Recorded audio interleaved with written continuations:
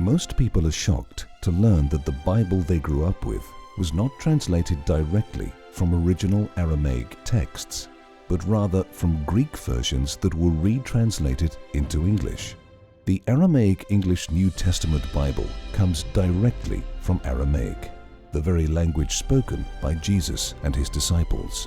The Aramaic English New Testament, or AENT, is the most definitive English New Testament in nearly 2,000 years.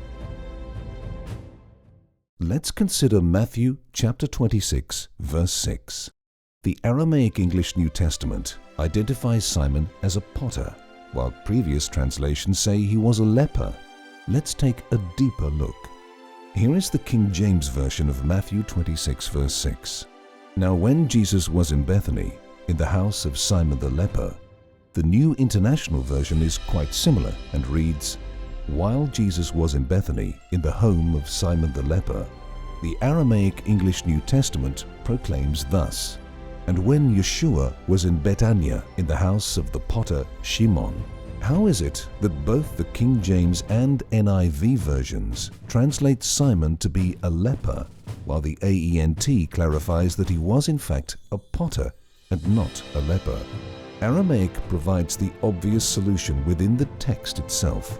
Since Hebrew and Aramaic have no vowels, two words spelled the same but pronounced differently can have two totally different meanings. In this case, the word in question is spelled Gimel Resh Beit Aleph, G-R-B-A. Pronounced as Garba, the word is leper, whereas the Garaba, same letters, means jar maker. Since these two words are also pronounced differently, the mistake would most likely happen when copying from an ancient written document that does not offer modern vowel pointing. But how can we be sure that Simon wasn't a leper? The impossibility of Simon being a leper is evident when one understands that in Yeshua's day, lepers could not own property, jars of perfume, or have servant girls, let alone entertain Jewish guests in their home or anywhere else near Jerusalem for that matter. Read Leviticus 13:45-50 for more details.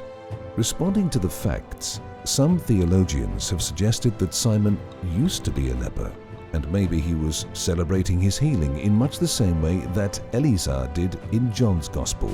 There are at least three problems with this ad hoc reasoning. Firstly, Matthew doesn't record this, and John does, and it is not fair for one Gospel writer to overthrow another. The second problem illuminates a very important distinction. Torah instructs us that lepers must not be referred to as lepers after they are healed. Read Leviticus 13:1-44 for more details. The third reason is connected with the second. If Simon let people refer to him as the leper after he had been healed, which is against Torah, it would also greatly inhibit his ability to do business in Israel, and he would be well within his legal rights to sue for damages. The Aramaic English New Testament is the most definitive English New Testament translation in nearly 2,000 years.